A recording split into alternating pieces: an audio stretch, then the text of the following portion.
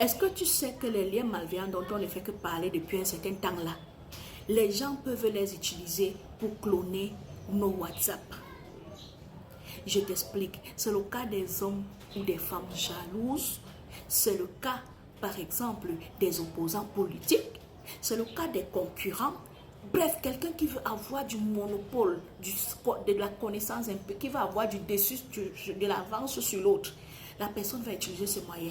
Il va aller voir un expert du domaine pour lui dire que, gars, c'est toi qui connais ces affaires-ci. Fabrique-moi quelque chose comme ça et tout, et tout, et tout. Il n'a pas besoin de te connaître pour te faire parvenir. Il suffit seulement qu'il connaisse un tiers qui tourne autour de toi. Il envoie le lien à la personne et puis la personne te le fait parvenir. Mais toi, quand tu vas voir ça, tu vas te condamner seulement à voir que telle entreprise offre le lot. Clique, envoie à tel nombre de personnes, tu vas recevoir ceci. Alors que tu es la copie de ton téléphone que tu viens de donner gracieusement, gratuitement et délibérément à un inconnu. La personne commence à surveiller tes messages. Tout ce que tu reçois, la personne surveille. C'est comme ça que parfois, même lorsque toi tu n'es pas en ligne, tu vas voir quelqu'un va te dire que mais tu étais en ligne à une certaine heure. Pourquoi tu n'as pas répondu à mon message? Tu dis que non, moi je ne t'ai pas parlé. On te dit que non, tu étais en ligne. Au comble même, l'autre va te dire que tu as ouvert mon message, mais pourquoi tu n'as pas répondu? Tu dis que ce n'est pas moi. Alors que c'est quelqu'un d'autre qui a eu de l'avance sur toi. La personne envoie tes messages et tout parce qu'il voulait avoir un peu de l'avance sur toi sur un certain nombre de choses. Et puis après également, il y a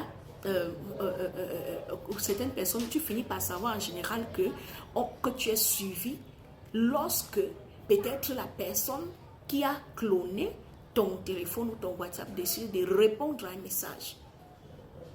Parce que peut-être il y en a qui ne supportent pas, il y en a qui ne supportent pas. Si c'est le cas d'un homme qui voit peut-être des conversations bizarres et tout, il ne va pas supporter, il va répondre. Et ce n'est que par là que tu pourras découvrir.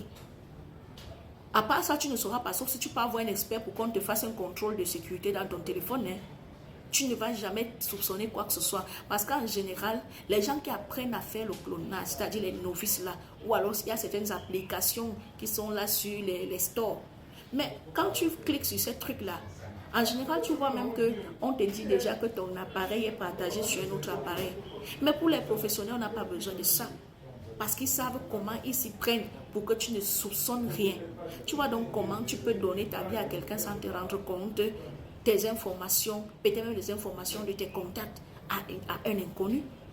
Est-ce que tu sais qu'il y a des gens ici dehors, ils t'envoient un lien, tu cliques dessus, ton téléphone plante, ça arrête de fonctionner. Oui, ça se fait.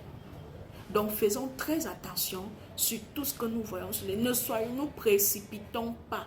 Ne nous précipitons pas. Même si c'est ton frère qui envoie, il faut avoir toujours l'esprit critique pour éviter de se retrouver dans des situations compliquées. C'était le conseil du jour. Si tu as aimé, je t'invite à liker. Inviter les autres à liker pour recevoir davantage de vidéos conseils. Merci.